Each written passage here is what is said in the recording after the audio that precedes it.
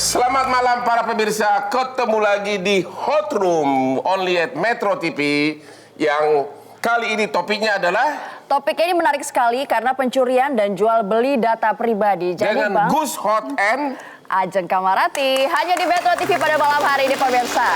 Jadi emang banyak banget yang ngeluhin kenapa sih Hot Room tidak mengangkat topik ini, karena kadang-kadang kan kita ngasih data KTP atau SIM atau paspor apalah itu, tiba-tiba kita ditelepon besokan harinya sama orang yang nggak tahu dari mana bisa dapat data kita. Itu menyebalkan banget kan ya Bang ya? of course.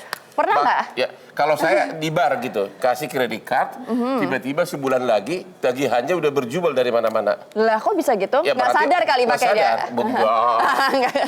Orang pegawai barnya yang ngasih data, jual datanya. Waduh, itu bahaya gitu juga. Itulah ya. pemirsa, makanya penting sekali kita akan angkat topik ini pada malam hari ini. Tapi sebelumnya kita akan lihat tayangan berikut ini.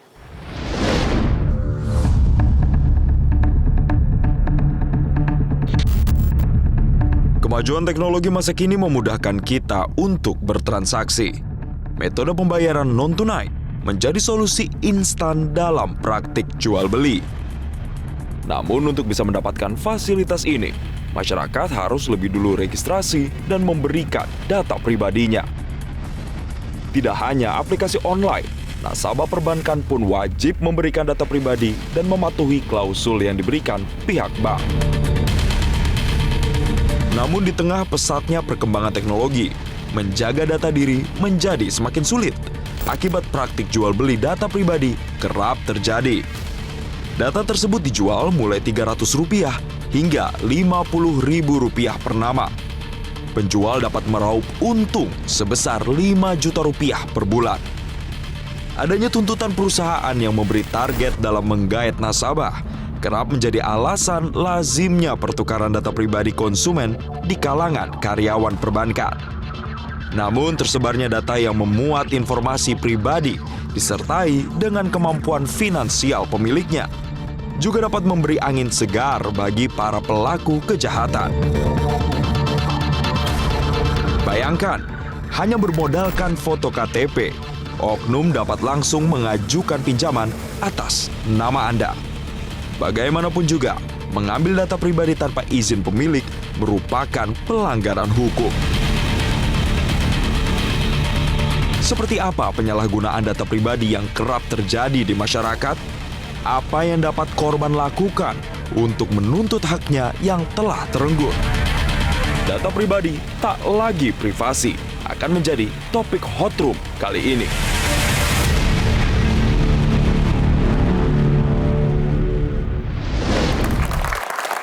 Itu dia, kita sudah simak tayangannya. Tema kita pencurian dan jual beli data pribadi. Kita langsung ke narasumber ya Bang ya. Oke, yang pertama Bapak Nando dari Kementerian Kominfo. Pencurian dan jual beli data itu dan dasar hukumnya apa? Iya Bang, sebelum saya menjawab saya mau komentarin jas Abang keren banget Bang. Pingnya mantap banget. Dari jauh udah kelihatan ya, langsung loh dia post. Dijawab Mas Nando. Iya, Bang. Data pribadi apa sih sebelum saya masuk ke pencurian data pribadi? Kita harus tahu dulu data pribadi itu apa. Data pribadi adalah data keterangan informasi yang melekat dengan diri kita pribadi. Ada nama, tempat tanggal lahir, ada nomor induk kependudukan. Jadi benar KTP kayak ada gitu ya. kartu keluarga, ada riwayat penyakit, ada preferensi seksual misalnya, itu juga termasuk. Betul. Jadi dalam preferensi seksual, preferensi politik itu termasuk juga ranah data pribadi. Meskipun di tanah air kita belum masuk ke situ. Kredit card segala macam ada? Nomor kartu kredit, nomor rekening juga, itu termasuk data pribadi yang harus dijaga. Nah, pencurian data pribadi Bang itu terjadi karena data tadi penting. Orang kemudian menggunakan itu, kemudian mereka transaksi jual beli. Karena data tadi terkait dengan misalnya nama, alamat. Seorang Bang Hotman yang misalnya diprediksi mempunyai kekayaan luar biasa akan kemudian ditawarkan berbagai macam kartu kredit. Ketika sudah punya nomor kartu kredit tertentu, akan bank-bank lain akan mencoba, dan untuk itu mereka cari data-data pribadi tentang Bang Hotman di mana-mana, sehingga kemudian misalnya marketingnya kemudian menelpon bank untuk kemudian menawarkan kartu kredit dan seterusnya. Itu masih mending karena kita punya cara untuk kemudian menolak. Mohon maaf saya. Mas, gitu. Tapi yang menjadi masalah ketika data pribadi tadi langsung dipakai, langsung digunakan. Biasanya buat apa sih Pak? Macam-macam. Data pribadi itu bisa dipakai untuk kemudian mengajukan kredit. Oh, kita ya? tanpa sepengetahuan kita, data Pakai pribadi nama kita? pakai nama kita, pakai alamat kita, pakai KTP kita, dan kemudian tiba-tiba disampaikan oleh sebuah bank bahwa kita telah memenuhi sebuah kredit dan kemudian kita harus bayar tagihan. Itu banyak sekali kasus seperti itu di Kredit tanah air. online. Bukan hanya kredit online, tapi kartu kredit biasa. Oke. Apalagi belakangan ini Bang Hotman dengan fintech ya. Kita sekarang lumayan tinggi transaksi pinjaman online di tanah air gara-gara pinjol yang sangat mudah syaratnya, yaitu hanya cukup foto, selfie dengan KTP. Itu kemudian dalam waktu 1 minggu saja atau bahkan 1 hari itu kemudian dapat pinjaman cair 1 juta, 2 juta, padahal pakai data orang lain gitu ya. Pakai data orang lain itu yang sangat Jadi sudah begitu banyak kasus dalam praktek dan jenisnya. Pengaturannya gimana dari Kominfo? Benar Bang. Jadi sebenarnya Kominfo sudah menyadari penting ini sejak tahun 2008. Kami sudah ngatur walaupun belum spesifik itu di Undang-Undang ITE Bang. Undang-Undang nomor 11 tahun 2008 di pasal 26 disebutkan bahwa informasi elektronik yang terkait dengan data pribadi ketika berpindah tangan harus mendapatkan persetujuan dari si pemilik data pribadi. Memang kelemahan di Undang-Undang ITE dia belum spesifik terkait dengan jual beli data pribadi, belum diatur spesifik di Undang-Undang ITE. Tapi kemudian di pasal 32 Bang Hotman itu diatur mengenai perpindahan data secara umum.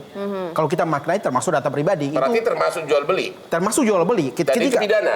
Itu pidana 8 tahun penjara. Meskipun beberapa ahli hukum berpendapat itu data secara umum, bukan data pribadi. Sah-sah saja. Tapi kemudian saat ini kami sedang menyiapkan sebuah rancangan undang-undang tentang perlindungan data pribadi, Bang. Saat ini prosesnya sedang Kalau sudah ada pasal 32 tadi Undang-Undang ITE, bukannya termasuk itu data pribadi? Betul Bang, kalau saya sependapat bahwa itu termasuk, bahwa data termasuk di dalam data pribadi. Tapi ada berbagai kalangan, berbagai pendapat yang menilai itu data secara umum. Belum fokus, belum spesifik terkait dengan data pribadi. Jadi penafsiran masih beda-beda masih ya? sangat berbeda-beda. Kementerian Bapak, Kominfo lagi bikin RUU. Betul, lagi Terus bikin. berapa tahun lagi kena sanksi? Kira-kira di 5-6 tahun. Nah, loh. Jadi ketika Hati-hati. mengalihkan data pribadi tanpa sepengetahuan pemilik data pribadi, itu ancaman pidananya ya 6 tahun penjara atau 5 tahun penjara. Lama-lama sebuah kehidupan kita pidana nanti. Iya, tepuk tangan dulu, kita balik ke Mas Tulus Abadi dari YLKI. Kita tanya, pasti banyak ya Mas Tulus yang sudah komplain ke YLKI karena mereka merasa dibohongi, terus datanya tiba-tiba bisa dipegang sama siapa. Ini komplainnya berapa banyak? Ya, jadi begini, ini memang sejak 5 sampai 7 tahun terakhir itu kan masalah isu data pribadi itu sangat marak dan sangat dominan. Ini tidak bisa dilepaskan manakala kita memasuki ruang era digital. Ya, era digital itu tidak bisa dipisahkan dengan masalah perlindungan data pribadi. Sayangnya atau ironisnya, ketika pemerintah begitu gencar menyambut, mengkampanyekan soal era digital ekonomi dan segala macam, tapi di sisi lain pemerintah gagap ya dalam berbagai aspek. Karena apa? Karena tidak menyiapkan berbagai infrastruktur kebijakan untuk melindungi masyarakat.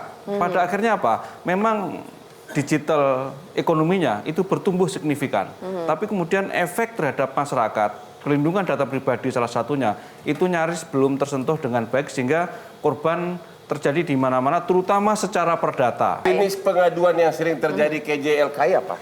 Ya, terutama jual beli data apa? Ya, tadi menyambung dari Pak Nando tadi, pengaduan-pengaduan di JLKI pun selama 7 tahun terakhir itu langsung atau tidak langsung berbasis soal data pribadi. Misalnya soal e-commerce, itu dipicu juga oleh masalah penyalahgunaan data pribadi. Terakhir kan data-data kita di bank atau apa? Ya, bukan hanya di bank, tapi juga lewat platform-platform yang saat ini marak kan, masalah finansial, teknologi, kemudian di bank salah satunya, telekomunikasi dan sebagainya. Karena kan sekarang bisnis itu semua berbasis data pribadi, bukan hanya bank. Nah, ini yang kemudian di satu sisi regulasinya belum kuat, karena tadi kita belum punya undang-undang perlindungan data pribadi. Dalam konteks e-commerce juga sampai sekarang pemerintah belum mengesahkan RPP tentang belanja online, masih mangkrak di Setnek. Ya. Padahal itu salah satu upaya untuk melindungi konsumen terkait dengan data pribadi dalam transaksi daring. Kita semua masuk begitu senang dengan era digital ini, tapi literasi digital masyarakat itu juga sangat rendah. Jadi ketika kita membuka handphone, bertransaksi dengan berbagai platform, atau setidaknya kita sering mendownload atau mengunduh berbagai fitur-fitur di handphone kita tidak pernah menyadari siapa yang mengelola data pribadi kita. Dan digunakan untuk apa, kita nggak pernah menyadari. Yang penting unduh, setelah itu selesai. Kita lanjutkan nanti, kita harus break sebentar. Pemirsa tetaplah bersama kami di Hot Room Metro TV.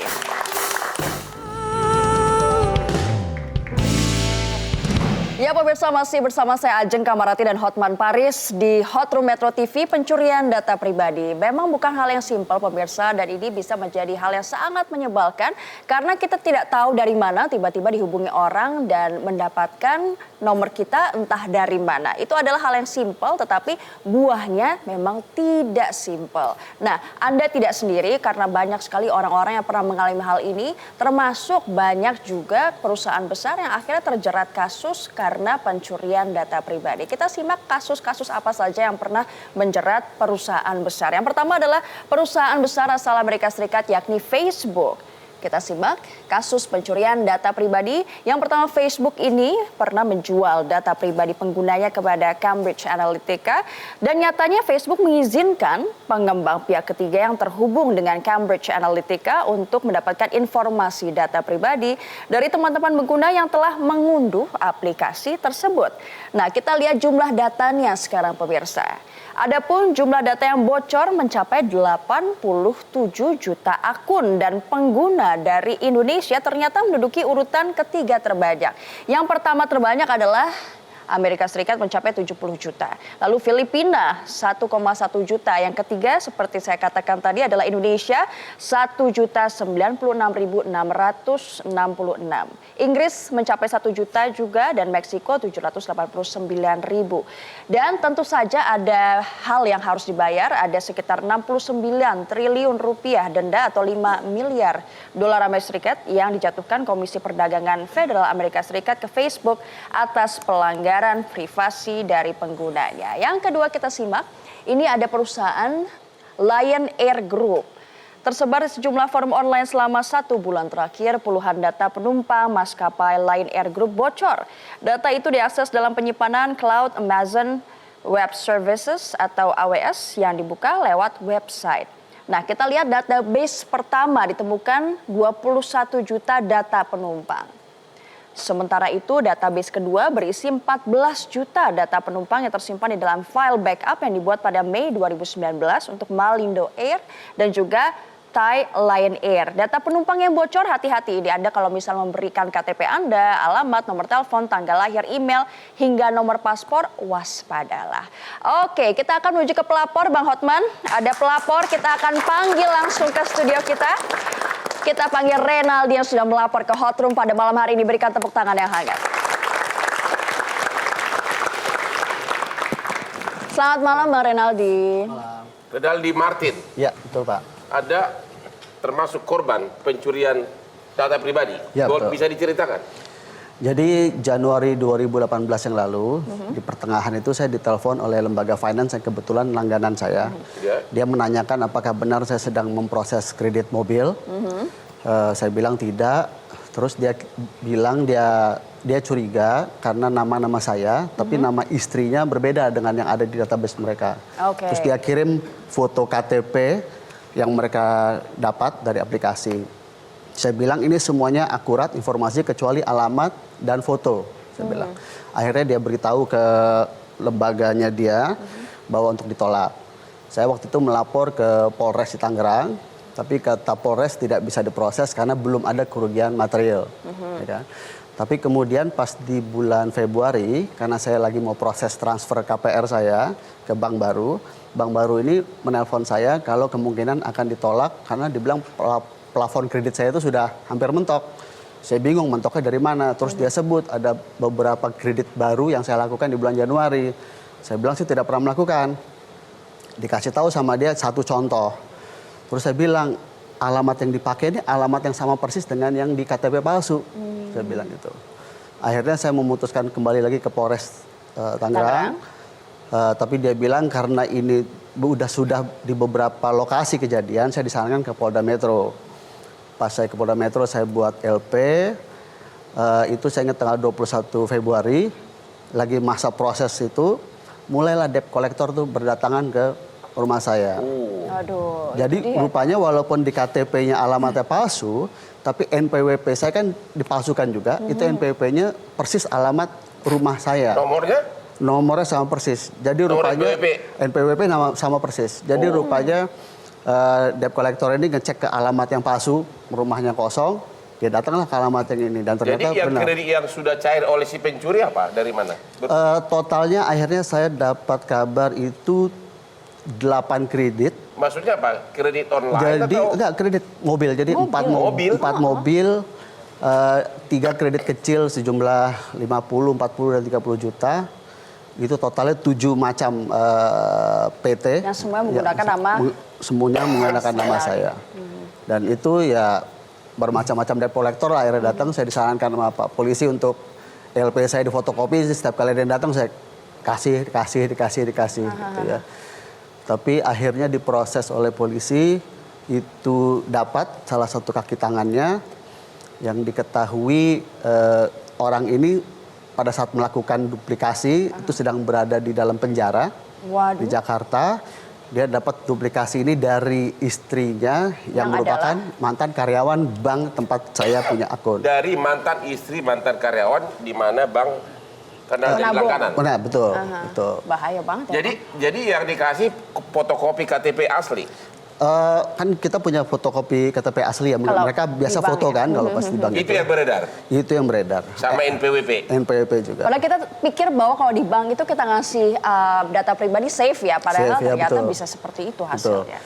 Saya pernah langsung bertanya ke salah satu lembaga finance itu, analis itu bersumpah kalau mereka itu benar-benar cek fisik segala macam, jadi benar-benar ada fisiknya, KTP-nya, NPWP-nya, kartu keluarga, kartu nikah semua. Fotonya di KTP foto siapa? Foto yang si salah satu komplotan itu, yang sampai sekarang belum pernah dapat. Fotonya salah tapi kan? Foto yang salah. Cuman datanya semuanya benar. Tapi semuanya benar, akurat. Sehingga waktu interview orangnya datang sama dengan KTP. Sama. Bahkan dia berani ngasih referensi pekerjaan di salah satu PT BUMN yang kata analisnya dia cek juga itu memang semuanya akurat. Tapi Mas Renaldi nggak harus bayar semua 8 kreditan itu kan? Akhirnya tidak, walaupun sampai saat ini akhirnya kredit saya hancur di OJK, saya udah cek. Kredit saya hancur dan saya Maksudnya udah hancur artinya? blacklist. Kredit macet, blacklist. Sebentar dulu. Kredit kamu macet maksudnya kredit yang palsu tadi. Palsu tadi kan tetap dilaporkan terus. Oke, sama tapi Iyo lembaga. nggak punya hutang pribadi kan? Hutang pribadi yang memang saya punya kayak KPR sama kredit mobil saya pribadi ada. Itu Tapi tidak macet. Itu tidak macet. Jadi kau lancar. dituduh kredit macet ke atas kredit yang hasil pemalsuan tadi. Betul. Namanya di blacklist di OJK. Terus OJK bilang apa? Saya harus urus sendiri ke masing-masing perusahaan kalau mau clear. Harus urus, nanti kita akan ngobrolin Bang, harus urus sendiri itu seperti apa sebenarnya dan pasti kebayanglah ribetnya ya. Itu kan kita akan hadirkan ahli hukum dan juga Bang Hotman akan memberikan masukan ya Bang ya. Usai jeda yang satu ini tetaplah bersama kami di Hot Room Metro TV. Ya, pencurian data pribadi Bang. Ini kita ngobrolin, Abang pernah nggak sih data pribadinya dicuri? Misalnya kemarin handphone sempat hilang kan di Bali beberapa bulan. Nah itu gimana itu ceritanya? Kalau ke tempat umum, ke diskotik, kalau Anda punya handphone, di dalamnya ada Instagram, mendingan matiin deh. Jadi setiap kali emang harus Mendingan password Instagramnya aja. matiin aja. Matiin aja, pakai handphone lain. Itu nasihat saya. Tips dari Bang Hotman. Jadi kalau ke diskotik atau ada tempat rame, di mana apalagi kalau Anda orang terkenal, seperti Bang Hotman, mirip-mirip kaya. gue, seperti saya kemarin tiba-tiba katanya ada video porno, ya. Jadi sekarang setiap saya ke tempat ramai termasuk ke Bali, 10 meter sebelum masuk diskotiknya handphone yang ada IG-nya saya matiin. Ya, biar aman total, pakai handphone yang lain. Begitu. Apalagi Bang, apalagi. Tapi kemarin emang merugikan sekali itu seperti kayak misal foto, video, bahkan akun Instagram sekalipun itu data pribadi ya sebenarnya. Oh iya. Dan yang paling, kalau saya pribadi yang paling sering itu adalah kredit card.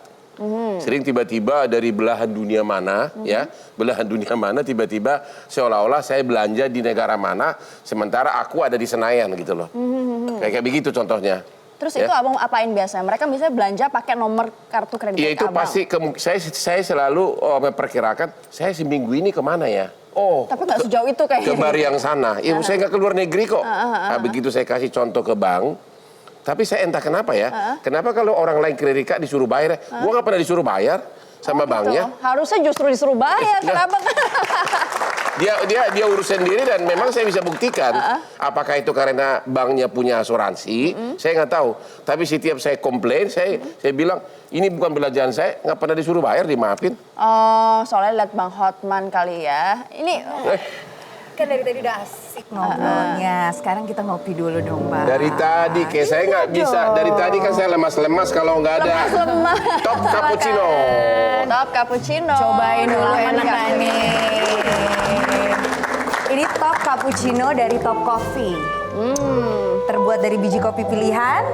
Ada milky foamnya yang lebih tebal, plus ada taburan crunchy choco maltnya. Pastinya bikin abang sama Mbak Ajeng berasa nikmatin cappuccino khas Italia. Gimana? Enak. Enak ya? Delicious Enak ya? tuh. Kalau begitu silahkan lanjutkan ngobrolnya saya ke Bang. Terima kasih. Mantap. Sarap gua hidup kembali. Oke. Lanjut. Gimana? Saya mau nanya ke Pak Jamin Ginting, ahli hukum kita pada ahli malam hari. hukum pidana. Pertanyaan pertama, langsung aja. Saya mau kayak dosen nih Pak. Iya, siap. Langsung to the point. Kalau orang mencuri data pribadi kita, seperti KTP tadi, Kita kesana yuk, Pak. ya, itu sebenarnya pasalnya pasal 32 Undang-Undang ITE atau pasal 362 KUH pidana pencurian. Nah, yang mana Ya. tuh Bang? Yang mana yang berlaku?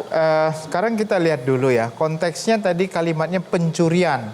Nah, kalau terminologi pencurian berarti dia mengambil tanpa hak dan secara melawan hukum. Ya. Nah, mengambil secara tanpa hak dan melawan hukum itu diatur dalam Undang-Undang ITE. Itu kan diatur tadi sudah disebutkan bahwasannya di pasal 30 setiap orang dengan sengaja tanpa hak atau melawan hukum mengakses komputer milik orang lain. Mengakses berarti dia tidak memiliki hak untuk mengakses, tidak memiliki hak untuk merubah sistem atau tidak mempunyai hak untuk menggunakan. Nah, jadi ini ada namanya undang-undang spesialis. Yang satu Itu khusus undang-undang. Itu pasal 30 itu khusus mengakses komputer atau apa? Nah, kalau ketentuan ITE itu orang yang tanpa hak secara melawan hukum. Jadi dia bisa menggunakan segala cara untuk mendapatkan mengakses data-data milik orang lain dengan cara melalui sistem elektronik. Misalnya seperti yang dialami beliau ini, KTP saya dikasih ke bank, terus disalahgunakan oleh bank, stafnya, itu pasal berapa? Itu Nah. kan tidak memakai ITE dia. Ya, nah kalau kita lihat dalam konteks seperti ini, makanya kalau dia menggunakan itu dengan sarana elektronik, contohnya tadi kan KTP, tapi Ya. KTP itu dimasukkan dalam suatu sarana elektronik, berarti dia memanipulasi Itu data. kena, pasal 30. Ya, karena Kena. dia berusaha untuk memanipulasi data yang Oke. dimasukkan dalam sistem Kalau elektronik. dia tidak pakai elektronik tapi hanya fotokopinya diantar ke perusahaan leasing gitu kan? Kalau fotokopinya berarti dia nanti masuk ketentuan pasal tentang tindak pidana pemalsuan itu di pasal 263. Ya. Dia memasukkan tanda Kalau dia tangan, tidak palsuin identitas. tapi hanya fotokopinya bulat-bulat dipakai gitu loh. Pencurian, karena pencurian nggak tuh? Dia tidak palsukan, bulat-bulat fotokopinya diambil, ya. Ya. Tapi fotonya, kalau foto ditukar itu termasuk pemalsuan Nah, nggak? kalau konteks pencurian Bang Hotman, pencurian ini adalah tanpa secara melawan hukum. Jadi bendanya ada di sana, di sananya hilang, menjadi benda yang baru di sini. Ya. Nah, secara physically itu berpindah. Nah, tapi ITE ini tidak berpindah secara physically. Oke. Yang berpindah adalah manfaat, kenikmatan, Penyalahgunaan. Dan itu pidana. Dan Ya. itu pidana. Jadi kalau sampai ada sekarang menggunakan sesuatu hal yang physically dia tidak berpindah, ada tetap di situ menggunakan sarana elektronik, itu ITE. Kalau Tetapi tidak memakai elektronik, dibawa ke bank, dibawa pinjam ke bank. uang, hanya diserahkan fotokopi. diserahkan Bulat-bulat itu fotokopi kena berat. pasal berapa? Itu pencurian. Pencurian. 362. 362 Oh, pencurian. begitu. Oke, tadi beliau ini mengatakan polisi katanya waktu dia lapor karena dia belum rugi, Ya. jadi sudah mencatat dipakai nama saya. Ya. Tapi belum rugi karena belum ada akibatnya. Benar nggak kalau belum ada kerugian, maka belum bisa dipidana? Begini, kalau konteks pencurian itu adalah tindak pidana yang deliknya delik formil. Ya. Selesainya suatu perbuatannya, maka delik itu menjadi sempurna tanpa memandang akibat dari suatu Oh, perbuatan. jadi sebenarnya Itu- harusnya itu bisa pencurian. diproses. Itu pencurian. Kalau tadi Bapak, apa tadi ya katanya belum ada kerugian sehingga tidak diproses? Betul, karena akadnya batal oleh lembaga ya, pembiayaan yang pertama itu. Ya. Jadi tidak bisa diproses walaupun memang ada bukti bahwa KTP saya sudah dipalsukan. Perbuatan itu sudah selesai. Nah, tetapi Kalau menurut akibatnya Bapak nggak tadi ada. kena itu sudah. Kalau konteksnya pencurian, maka pencurian itu secara formal, ini kan delik formal. Delik formal itu dia tidak melihat akibat dari suatu perbuatan. Dia melihat apakah suatu perbuatan itu telah Selesai selesai, atau maka belum. deliknya Dan ini sempurna selesai pada ya saat berarti ya, Pak selesainya Renaldi. suatu delik. Nah, jadi kalau tadi konteksnya dipalsukan, tidak memiliki kerugian, makanya ada kemungkinan ada dua hal, apakah kerugian itu nyata atau akan ada kemudian.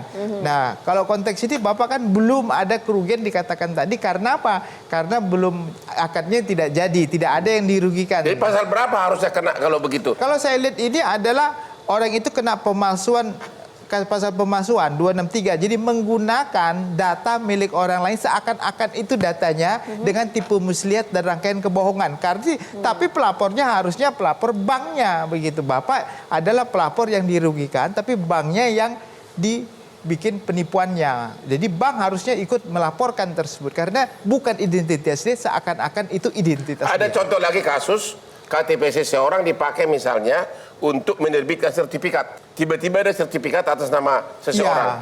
Itu kan bukan kerugian, malah keuntungan. Ya. Karena tapi tetap itu si nama yang di sertifikat tanah tidak tahu. Jawabannya Ya. boleh nanti kita break sebentar? Ya. Oke, kita break sebentar pemirsa. Jawabannya seperti apa dari ahli hukum kita? Jangan kemana-mana, tetap bersama kami di Hot Room Metro TV.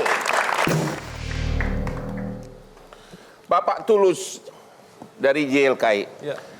Dengan begitu banyaknya penyalahgunaan data pribadi tersebut, selama ini peranan OJK bagaimana? Kita sangat kecewa ya dengan Kecewa dengan terhadap kinerja OJK yang kinerja OJK, kenapa? Ya, karena begini, dari pengaduan-pengaduan yang masuk ke YLKI juga, ketika kami follow up dengan OJK langsung, memang OJK seperti lepas tangan.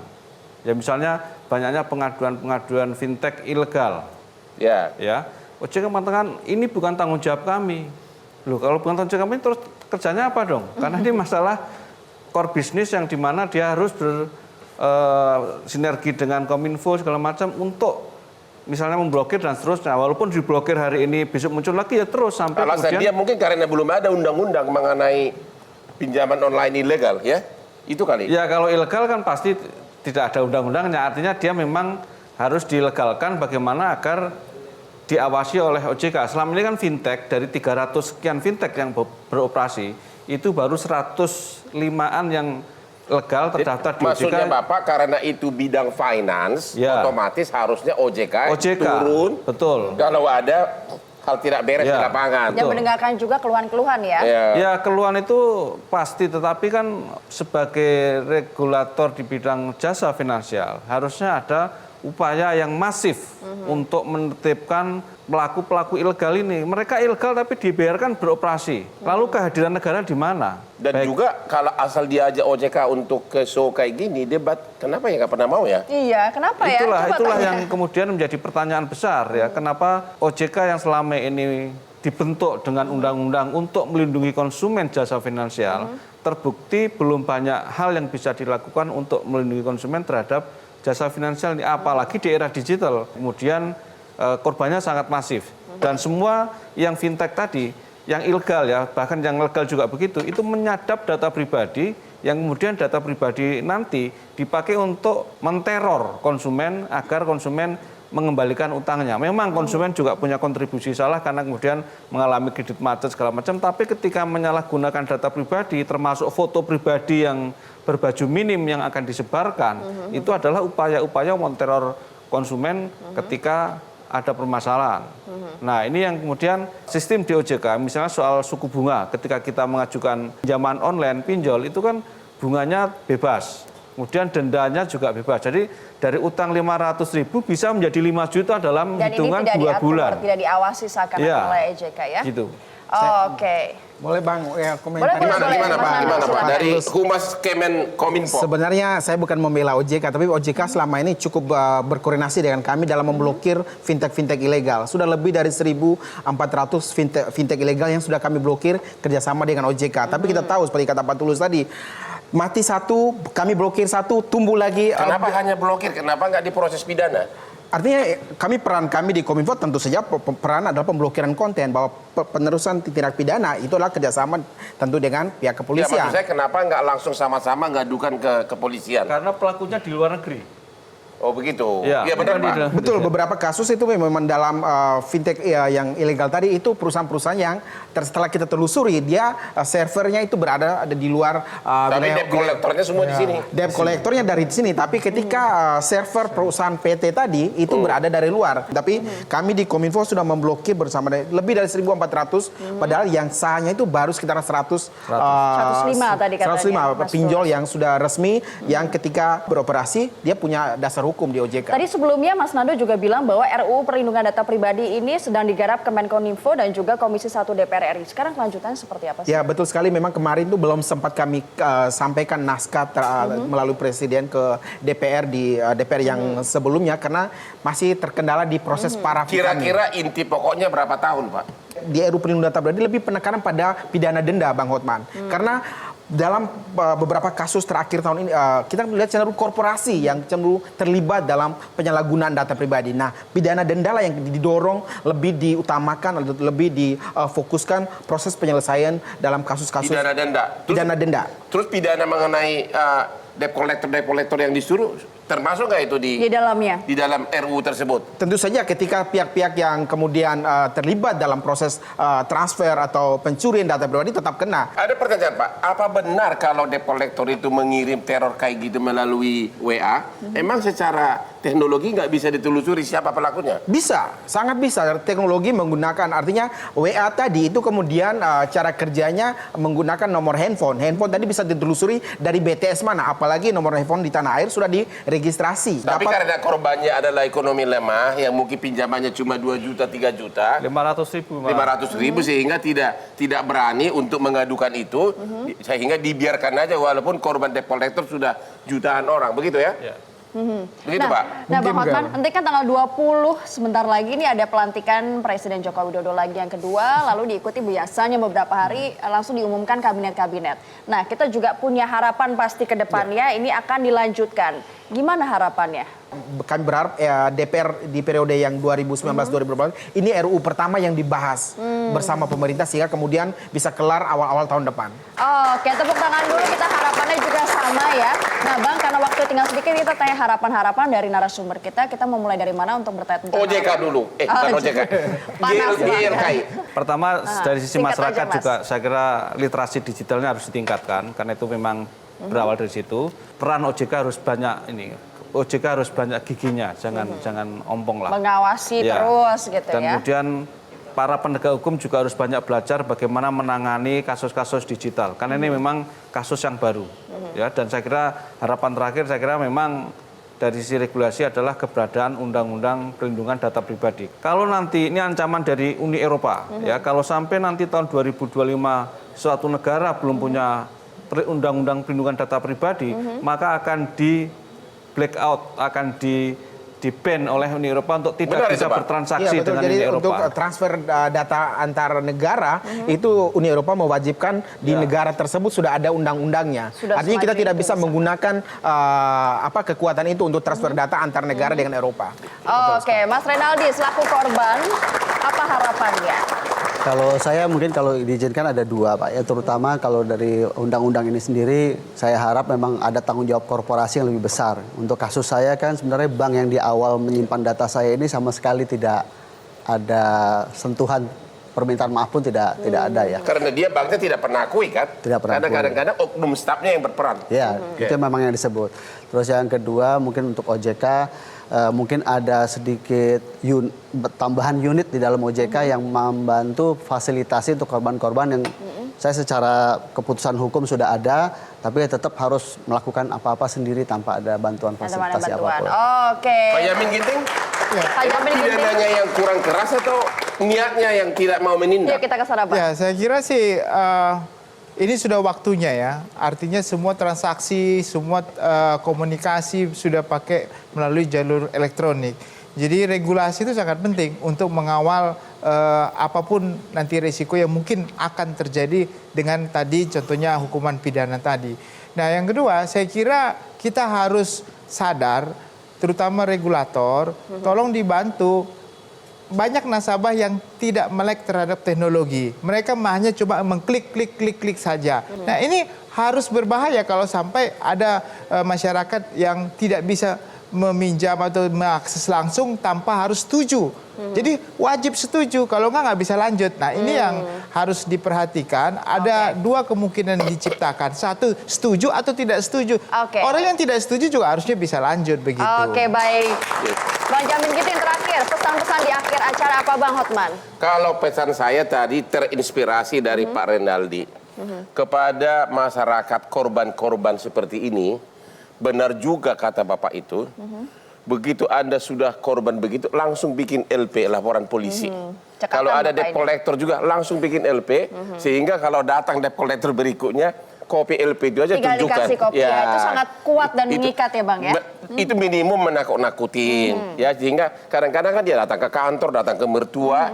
Jadi langsung aja masyarakat terutama yang menikmati pinjaman online, kalau sudah ada debt collector kayak gitu atau menyalahgunakan data pribadi, langsung datang ke nggak usah ke Polres, ke Polsek setempat aja. Yang penting kan dapat tanda bukti lapor polisi. Jadi itu suratnya sakti banget. Nah, ya, itu ya? sakti, minimum menakut-nakutin begitu loh. Tepuk tangan, luar biasa. Dan itulah akhir pemirsa dari perjumpaan kita di malam hari ini. Jangan lupa apabila Anda ingin bergabung bersama kami, ingin komplain juga, ingin curhat ke Bang Hotman, boleh ya Bang ya. Kita punya email, punya IG juga, ataupun IG Bang Hotman apa? Hotman Paris Official, IG terhebat sekarang ini. Jangan lupa pemirsa, saksikan terus Hot Room Metro TV hari Selasa pukul 20.05 waktu Indonesia bagian Barat. Akhir kata saya Ajeng Kamarati dan Gus Lora Hotman Paris. undur diri, terima kasih, selamat malam. Sampai jumpa minggu depan.